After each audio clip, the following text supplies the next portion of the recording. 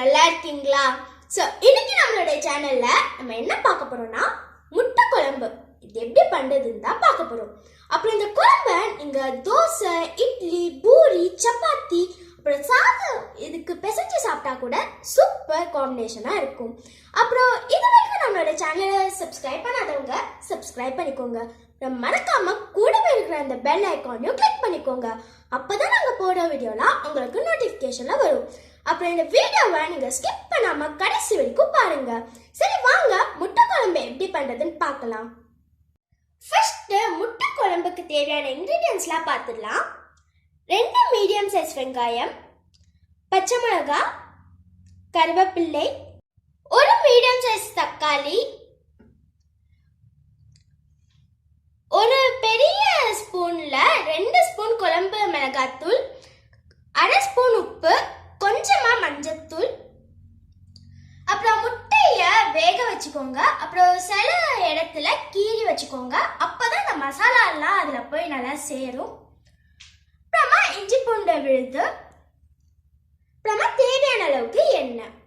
ஒரு கடாயை அடுப்புல வச்சுட்டு அதுல எண்ணெயை ஊத்திக்கோங்க.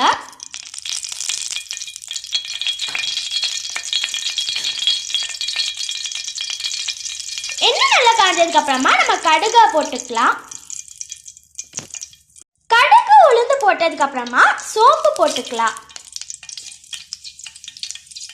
சோம்பு கடுகு எல்லாமே நல்லா வெடிச்சதுக்கு அப்புறமா நம்ம வெங்காயத்தை இதெல்லாம் போட்டுக்கலாம். வெங்காயம், பச்சை மிளகாய், அப்புறம் கருவேப்பிலையே இதெல்லாம் போட்டுக்கலாம்.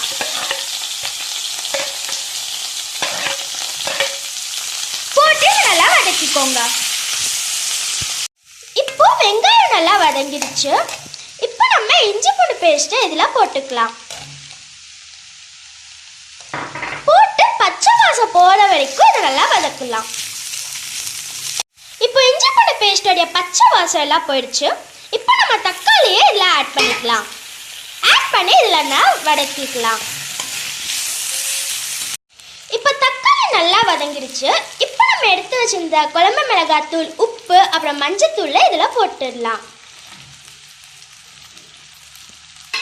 போட்டு இதை நல்லா வதக்கிக்கலாம்.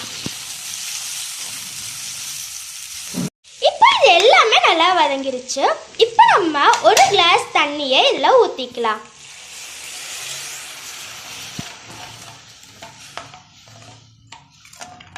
தண்ணியை ஊற்றி இது மாதிரி இதை நல்லா மிக்ஸ் பண்ணிக்கோங்க. மிக்ஸ் பண்ணதுக்கு அப்புறமா நம்ம முட்டையை இதில் போட்டுடலாம். முட்டையை போட்டுட்டு இந்த குழம்புல முட்டையை நல்லா பிரட்டிக்கோங்க. அப்புறம் அந்த எண்ணெய் நல்லா மேலே தெளிஞ்சு வர வரைக்கும் இந்த குழம்பை நம்ம நல்லா கொதிக்க விடலாம். அப்புறம் லோ ஃப்ளேம்லேயே வச்சு இதை கொதிக்க வைங்க. இப்போ எக் குழம்பு ரெடி ஆயிடுச்சு. இப்போ இதை நம்ம ஒரு பவுலுக்கு மாற்றிடலாம். இப்போ முட்டை குழம்பு சூப்பராக டேஸ்டியாக ரெடி ஆயிடுச்சு. ஸோ நீங்களும் உங்களோட வீட்டில் இந்த ரெசிபியை ட்ரை பண்ணி பார்த்து எப்படி இருக்குன்னு மறக்காம கமெண்ட் பாக்ஸில் கமெண்ட் பண்ணுங்க. அப்புறம் இப்போ உங்களுக்கு இந்த வீடியோ பிடிச்சிருந்துச்சுன்னா விஷ் சமையலை லைக் பண்ணுங்க, அப்புறம் ஷேர் பண்ணுங்க. ஸோ இன்னொரு வீடியோவில் உங்களை நாங்கள் சந்திக்கிறோம். பாய்.